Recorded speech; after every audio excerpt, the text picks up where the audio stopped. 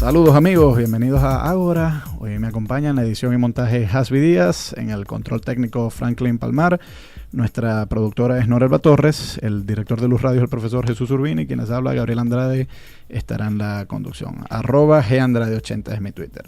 Me acompaña desde Santiago de Compostela el neurocientífico Xurxo Mariño por vía telefónica para conversar sobre las experiencias religiosas desde el punto de vista de las neurociencias. Saludos, Xurxo.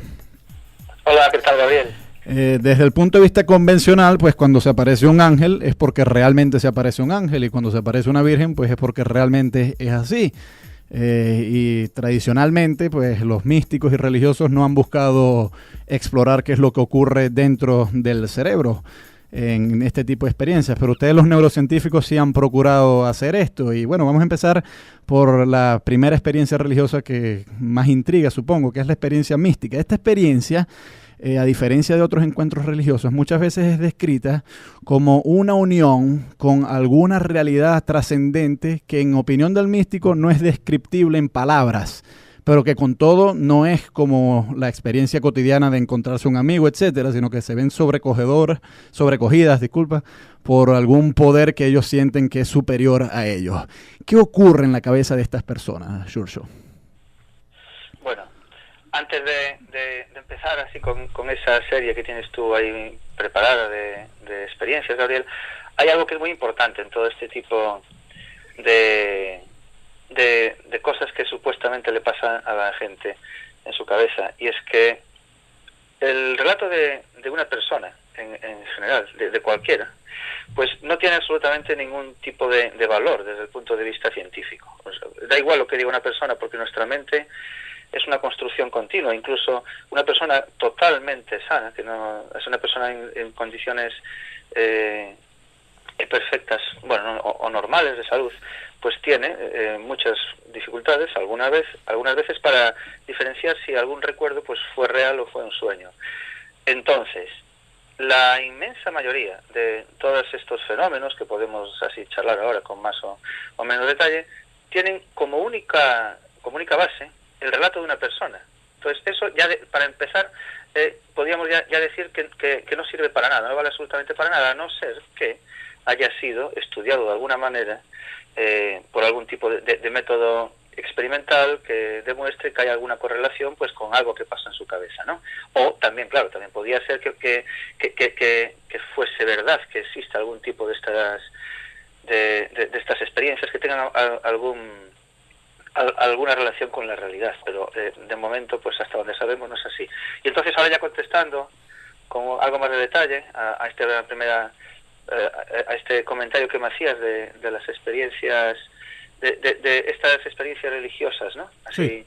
En donde hay esta especie de unión trascendental con algo que es difícil de definir. Hasta donde se sabe, pues lo que se ha observado en algunas personas que relatan este tipo de experiencias es que tienen algún tipo de actividad anómala en el lóbulo temporal, que es la región de los hemisferios cerebrales que queda pues más o menos a la altura de las orejas, un poco por encima de las orejas, y se ha observado que hay una tendencia a que existan pues pequeños como brotes epilépticos, que consiste en una actividad exacerbada de la actividad eléctrica de las neuronas en esa región.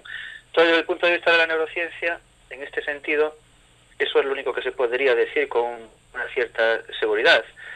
Y claro, es extremadamente difícil de definir en términos científicos en qué consiste esa unión íntima con algo que ni siquiera podemos definir, ¿no? Entonces, poco más podría decir.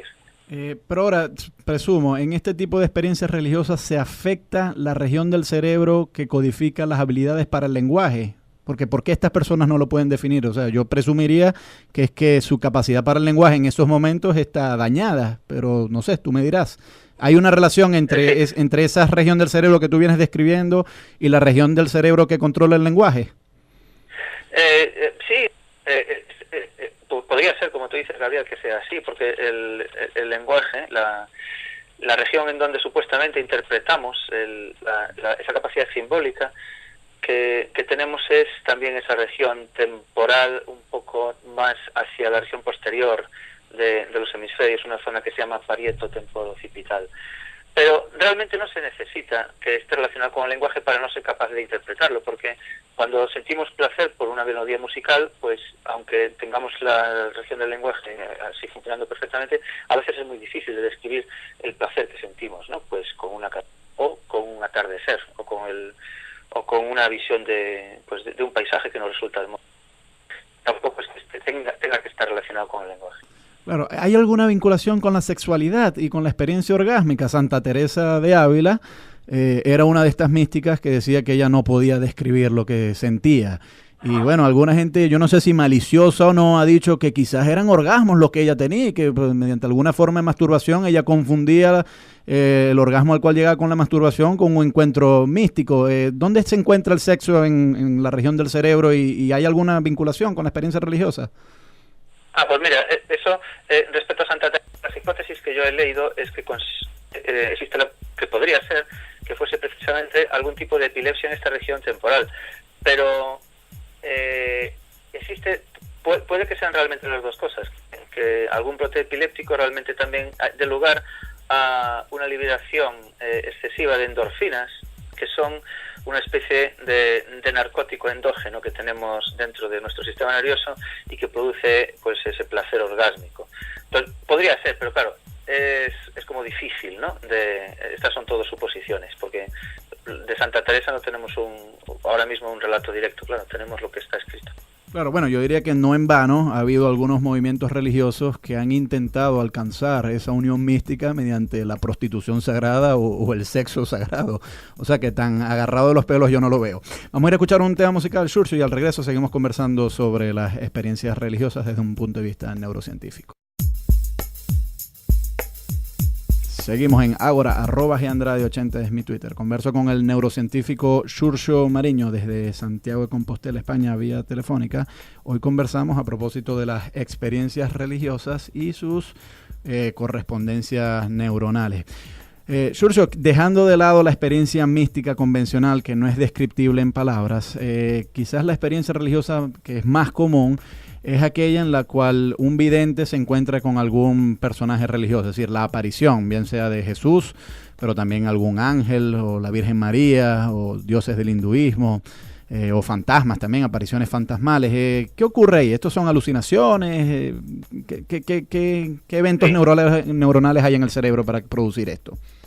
Sí, bueno, pues seguimos sin saberlo, y me remito a lo que dije al principio, que todo esto tiene como única base el relato de una persona, y ya cualquiera de nosotros, pues así ha escuchado a muchas personas decir todo tipo de cosas, ¿no? Y como digo, desde el punto de vista de la ciencia, no tiene absolutamente ningún valor el relato de cualquier ser humano, por muchos títulos o por mucha categoría académica que tenga.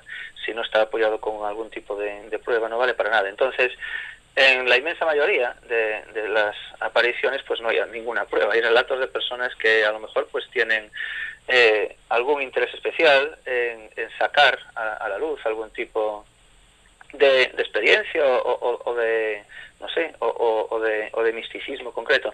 Entonces, si realmente no hay mala fe detrás de estas mentes, lo más probable es que se trate de alguna alucinación, y tener alucinaciones pues es bastante más sencillo o más fácil de lo que pueda parecer. No hace falta tener realmente una enfermedad psiquiátrica importante. Una alucinación puede causarse pues por malas condiciones de nutrición, o por una insolación, o por haber pasado una temporada larga sin dormir. Entonces es muy fácil el terminar viendo o construyendo imágenes que no se corresponden a ninguna realidad, pero que sí que se pueden corresponder a algún tipo de deseo o de experiencias a las que le hemos dado vueltas, o que nos han contado, o que nos gustaría vivir.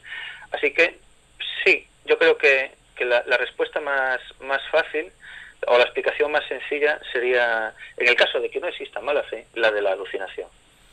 ¿Qué recomendarías tú a nuestros quienes nos escuchan, de que en caso de que tengan una experiencia que parezca bizarra, cómo separarla de una experiencia real? Es decir, ¿cómo sé yo cuando me enfrento a algo si estoy alucinando o no?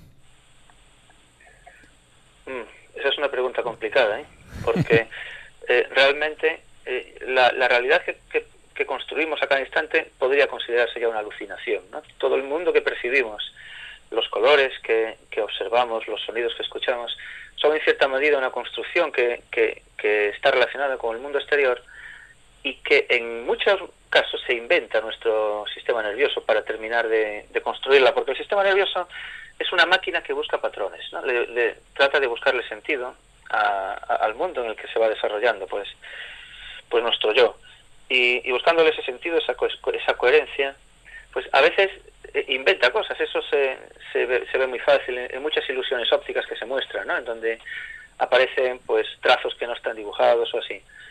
Entonces, para separar una alucinación de algo que no es una alucinación, a veces no es tan sencillo.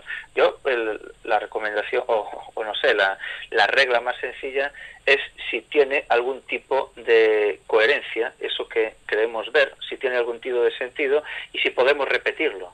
Esa sería, a lo mejor, pues 3 reglas sencillas, que se corresponda con la realidad que conocemos, y desde luego que no sea necesario recurrir a nada sobrenatural, porque en los últimos 500 años, desde que más o menos la revolución científica comenzó a dar camino a una manera de entender el mundo con una cierta seguridad y una cierta base, pues la ciencia ha ido dando lugar a muchos frutos, pero absolutamente ninguna de las creencias pseudocientíficas se ha demostrado jamás, en ningún caso. Entonces, lo más probable, si alguien cree que ha tenido una alucinación o que ha tenido una visión de algún tipo, es que sea un error de su sistema nervioso, que no se complique la vida buscando explicaciones que no son necesarias. Lo más sencillo es pues pensar que nuestra mente nos ha jugado una mala pasada. Pero psicológicamente eso es difícil de hacer, Xurxo, porque si el encuentro me ha parecido demasiado real, pues yo sospecho que el común de la gente no va a estar tan dispuesto a abandonar algo que les resultó muy vívido, ¿no? Claro, exactamente. Gabriel, tienes toda la razón. Y entonces aquí lo que habría que transmitirle a la gente es que la realidad es una construcción continua de nuestra mente. Nuestra mente, absolutamente todo es lo que estaba diciendo antes, ¿no?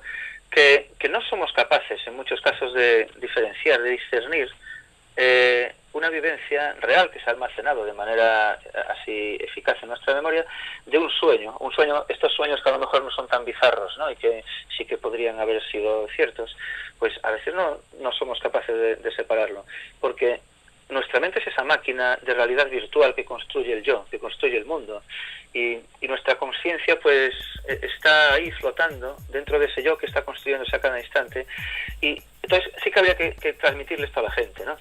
Que la realidad es siempre una construcción y que en la mayor parte de los casos pues sí que está relacionado con las entradas sensoriales que estamos captando por todos los sentidos, pero que como es precisamente una máquina que está viva y que depende de la actividad de muchas neuronas y de muchas sustancias químicas que están ahí, a veces pues esa realidad puede no tener relación con el mundo físico que hay ahí fuera y ser algo inventado. Entonces, la manera de orientar sería el que si parece demasiado complicado o extraño, es más probable que sea una invención que esté relacionado con la realidad. Pero no hay ninguna manera segura de decirlo desde el punto de vista de la ciencia.